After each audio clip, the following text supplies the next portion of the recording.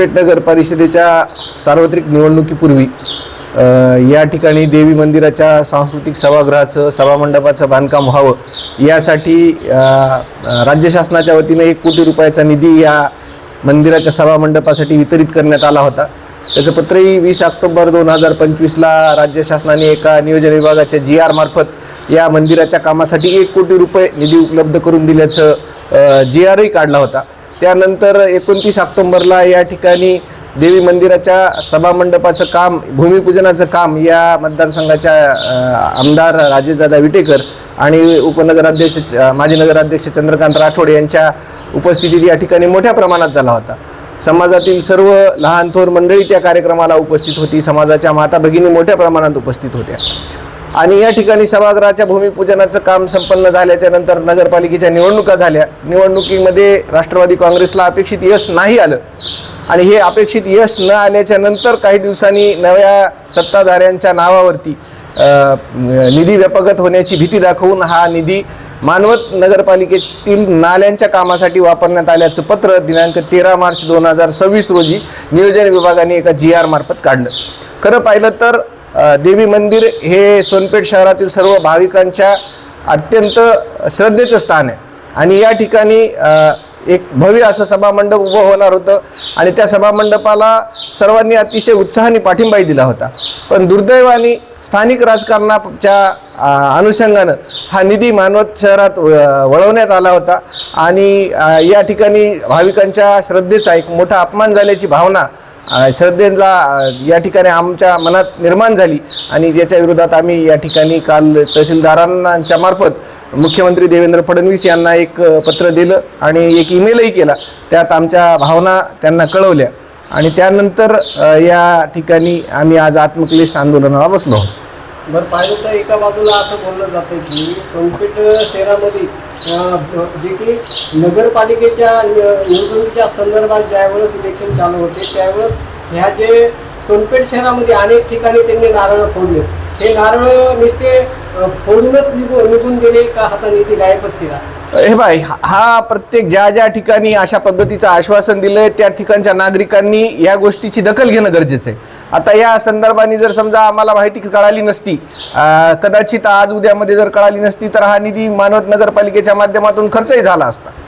ज्या ठिकाणी अशा पद्धतीने भूमिपूजन झालेली आहे, ज्या ठिकाणी नारळ फोडलेली आहे त्या ठिकाणच्या नागरिकांचं हे काम आहे की आपल्या ठिकाणी आपण जे भूमिपूजन केले त्याच्या कामाची काय परिस्थिती आहे याची माहिती घेणं हे त्यांचं काम आहे आणि असं जर कुठं होत असेल तर नागरिकांनी निदर्शनास आणावं, आपण त्याचाही पाठपुरावा करू आणि त्याचाही निधी परत मिळवण्यासाठी आपण 100% प्रयत्न करू। बरं, आता ह्याची जी तुम्ही चौकशी करणार आहे ह्याची चौकशी केल्यानंतर निश्चितच त्याला ह्या गोष्टीला तुमच्या यश येईल काय वाटतं? 100% यश आलंय। आता आपण काल ज्या वेळेस पत्र दिलं तहसीलदारांना त्याची दखल आमदार राजेश विटेकरांनी घेऊन उपमुख्यमंत्री सुनेत्रा पवार यांना एक पत्र दिलं आणि हा जो निधी मानवत नगरपालिकेकडे वितरित करण्यात आला होता, वळवण्यात आला होता, तो निधी परत या मंदिराला उपलब्ध करून देण्याच्या संदर्भाने सुनेत्राताई पवार यांनी सुद्धा एक पत्र नियोजन विभागाला दिलं आहे। आपण हा जर विषय मांडला तर तो निश्चितच आपल्याला त्याचा फायदा होऊ शकतो। बरं, आता आम्ही पाहिलं की मंदिराची पूर्ण इमारत पाहिली, मंदिराचं जे बांधकाम आहे ते JCB लावून मला वाटतं काही पाडण्यात आले, ते ढासळण्यात आले आणि पाठीमागचा जो बेस होता ते पहिला म्हणजे लोकांना त्या ठिकाणी वावरण्यासाठी ते आता राहिला नाही। काय गोष्टी झाल्या याच्यावरती फार चर्चा करण्यात अर्थ नाही। मुळामध्ये वर्क ऑर्डर होण्याच्या पूर्वी मंदिराचं जे सभागृहाचं बांधकाम होतं ते पाडायला नव्हतं पाहिजे, पण कदाचित त्या लोकांना असं वाटलं असेल की हे काम होणारच आहे म्हणून त्यांनी त्याची कदाचित गडबड केली असेल। पण आपल्याला या ठिकाणी असं म्हणता येईल, अंत भला तो सब भला। माता जगदंबेच्या आशीर्वादानं सर्वांना चांगली बुद्धी सुचलेली आहे आणि मानवतला जो काही निधी वळवण्यात आला होता तो निधी परत सोनपेठला टाकण्यात आलेला आहे। त्याच्यामुळे आपण आई जगदंबेच्या कृपेने हे काम अशा एक मोठ्या स्वरूपात भव्यदिव्य स्वरूपात होईल अशी आपण या ठिकाणी आशा व्यक्त करूया। आज तुम्ही या ठिकाणी आंदोलन करताय किंवा उपोषणाचा भाग म्हणून या ठिकाणी बसला, तर काय तुमची भूमिका काय सांगा? मुळात आम्ही उपोषण वगैरेच्या ह्याच्यामध्ये भानगडीत नाही आहेत। आम्ही आई जगदंबा देवीच्या मंदिराच्या सभागृहाचं जे कामाची जे उद्घाटन किंवा त्याचं भूमिपूजन जे केलं होतं त्या आधी सुरुवातीपासूनच आम्ही ह्या भूमिकेत होतो की जगदंबा मातेच्या मंदिराचा विषय हा केवळ आस्थेचा आणि श्रद्धेचा आहे। याच्यात कुठल्याही प्रकारचं राजकारण करण्याचं किंवा कुणी राजकीय त्याचा फायदा घेण्याचा विषय नव्हताच। त्या भूमिकेत आम्ही सुरुवातीपासूनच होतो. परंतु हे सगळं करत असताना आदरणीय आमदार राजेशदादा विटेकर यांनी 1 कोटीचा निधी इथं मंजूर केला, त्याचं भूमिपूजन केलं, त्याचं आम्ही स्वागत केलं. परंतु ते काही गोष्टी ज्या राजकीय आता मध्यंतरीच्या काळात जी नगर परिषदेची निवडणूक झाली त्याच्यामध्ये त्यांच्या पक्षाला इथं पराभव स्वीकारावा लागला आणि त्या पराभवामुळे केवळ त्या पराभवाचा परिणाम म्हणून तुम्ही ह्या सगळ्या गोष्टी त्याला इन्क्लूड करून त्याच्यामध्ये घेऊन आमच्या समाजाचा किंवा ह्या मंदिराचा विषय ह्याचा 1 कोटीचा निधी आता अचानकपणे तो मानवत नगर परिषदेला वर्ग करण्यात आला. हे कुठंतरी आमच्या भावना दुखवण्याचं काम. आणि तोही निधी कशासाठी वापरला की मंदिराचा निधी नाली बांधकामासाठी ज्यावेळेला वर्ग केला. आमच्या भावना दुखणं साहजिक आहे ना. यामध्ये भूमिपूजन करत असताना संपूर्ण समाजातील सगळे लहान थोर सगळे व्यक्ती महिला मंडळ ह्या सगळे आम्ही एकत्रित येऊन अतिशय उत्साहानं तुमचं स्वागत करून इथं आम्ही त्या मंदिराच्या उद्घाटनासाठी भूमिपूजनासाठी एकत्र आलो होतो. इथं कुठली राजकीय भूमिका आम्ही कुठली दाखवली नव्हती.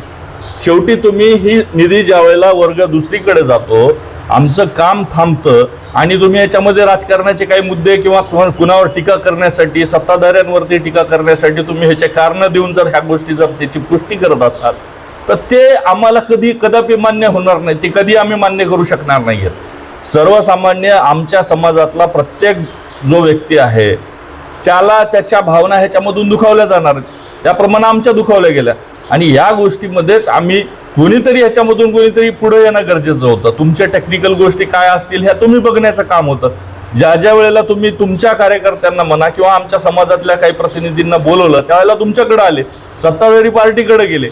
का गेले हे सगळे प्रोसेस का झाली तर केवळ फक्त उद्देश काय होता, देवी मंदिराच्या सभागृहाचं बांधकाम व्हावं एवढाच उद्देश होता. याच्यात कुठलं राजकारण होतं का तर नव्हतं. परंतु तुम्ही राजकीय विषय आणि राजकीय भूमिका याच्यामध्ये स्वतःच्या मांडत आहात आणि एकमेकावर विरोध करण्यासाठी आमच्या समाजाचं किंवा आमच्या मंदिराचा आमचा आस्थेचा विषय जो आहे तो तुम्ही कुठेतरी त्या गोष्टीला मारक ठरताय. ह्या गोष्टीसाठी आम्ही काल जे मान्य तहसीलदार साहेबांना आम्ही याचं निवेदन दिलं आणि आत्मक्लेश करतोय. याच्यात वेगळं काय करणार, आम्ही आत्मक्लेश करतोय फक्त याच्यासाठी की आमच्या भावना दुखावल्यात. आम्हाला याच्यातून दुसरं कोणतंही राजकारण करायचं नव्हतं आणि कधी केलंही नाही. तुम्ही चांगलं केलंय, तुमचं अतिशय स्वागत केलं, तुम्हाला डोक्यावर घेऊन फिरलोय. परंतु तुम्ही जर चुकीचं काही पाऊल उचललं असेल आणि तुम्ही जर काही चुकीचं करत असाल तर त्याला आमचा कडाडून कायम विरोध असेल. परंतु तुम्ही चांगलं केलं त्याच्यासाठी स्वागत करू. ह्या सोनपेठ नगरीचे माजी नगराध्यक्ष चंद्रकांतजी राठोड यांच्याकडे 25 वर्षाची सत्ता होती. ती सत्ता त्यांची ढासळली म्हणून जेणेकरून की पाथरी विधानसभेचे आमदार राजेश विटेकर यांनी तिथलचा निधी म्हणजे दोघांच्या मध्यस्थीमध्ये निधी टाकलेला तो गायब झाला का असं तुमचं म्हणणं आहे का? नेमका निधीच्या बाबतीत 1 कोटीच्या निधीच्या बाबतीतला विषय काय झाला हे त्यांनाच माहीत. आम्हाला मंजुरीचं पत्र मिळालं, मंजुरी झाली, त्याचं काम होईल ह्याच गोष्टीचा आनंद आम्ही साजरा करत होतो. त्यानंतर जे काही घडामोडी झाल्या, नगरपालिका निवडणुकीत जे काही रिझल्ट आले त्याच्यातून तुम्ही काय म्हणजे तुम्ही नेमका 1 कोटीचा निधी त्याच्यासाठी दिला होता का? तुमचा पराभव झाला की तुम्ही निधी परत घ्यायचा असा काहीच विषय नव्हता ना. हा श्रद्धेचा विषय होता, त्याच्यात कुठलंही राजकारण नव्हतं. हा निधी कसा गेला कसा आला ह्याच्याशी काहीच नाही. आज तुम्ही काम करताय का? तुम्ही उद्या त्याचं उद्घाटन जे आधी केलेलं होतं त्याचं उद्या काम करणार आहात का? तो निधी आलाय वापस आता आणण्यासाठी तुम्ही प्रयत्न केले, तुमचं आम्ही स्वागत करू. त्याबद्दल आमचा कुठलाही आक्षेप नाहीच आहे. मुळात हा निधी मंजूर असताना वापस का गेला किंवा तुम्ही तो वर्ग का केला, मानवतला तो नाली बांधकामासाठी वर्ग झाला याच्यापेक्षा मोठं दुःख काहीच नाहीये. आम्हाला इथल्या नगर परिषदेची जर काही तुम्हाला विद्यमान जे सत्ताधारी आलेले आहेत त्यांच्याकडची अडचण होती तर त्यावेळेस तुम्ही समाजाला सांगितलं, समाजाचे लोक त्यांना भेटूनही आले, त्यांच्याकडून कुठलीच अडचण नव्हती. समोरासमोर आज जशी तुम्ही बैठक घेतली त्या बैठकीमध्ये त्यांना बोलवायचं, समोरासमोर बसवायचं. किंवा तुम्ही जे माजी नगराध्यक्ष म्हणताय त्यांनी इथल्या सीओला बोलायला त्यांना काय अडचण होती, त्यावेळेला सीओला तेही बोलू शकले असते. फक्त तुम्ही दिशाभूल करण्याचं काम करत होते. आता तुम्ही स्पष्ट का उतरले, स्पष्ट तुमची भूमिकेत का आले तर आम्ही कालपासून त्याच्याबद्दल पाठपुरावा करतोय. राहिला आम्ही 2 महिने 3 महिने का पाठपुरावा केला नाही तर तुम्ही करत होता म्हणून आम्ही शांत होतो ना. तुम्ही चांगलं काम करताय, तुमचं आम्ही स्वागत करू. त्याच्यामध्ये आम्ही कुठेही तुम्हाला काही मध्ये करण्याचा किंवा आम्ही तुम्हाला अडथळा आणण्याचा काही प्रश्नच येत नाही ना. मग आज जर तुम्ही चुकीचं काम करत असाल म्हणून आम्ही आमच्या भूमिका आमची बदलली आणि आम्ही या मंदिराच्या या सभागृहाच्या कामासाठीची मरमर आणि आमची श्रद्धा आणि आमची आस्था या मंदिराशी आहे. कुठलंही राजकारण ह्याच्यामध्ये आम्हाला करायचं नाही. जे तुम्हाला तुमचा जे काही स्वार्थ होता, राजकीय स्वार्थ होता, तो साध्य झाला का नाही झाला हे तुमचं तुम्ही आत्मपरीक्षण करावं. समग्र सोनपेठ शहर वाशियामध्ये जे हिंदू बांधव राहते त्या हिंदू बांधवांचे मन दुखवलेत असं तुम्हाला वाटतंय का? आणि निश्चितच ज्यावेळेस हा फंडिंग मंजूर झाला होता त्यावेळेस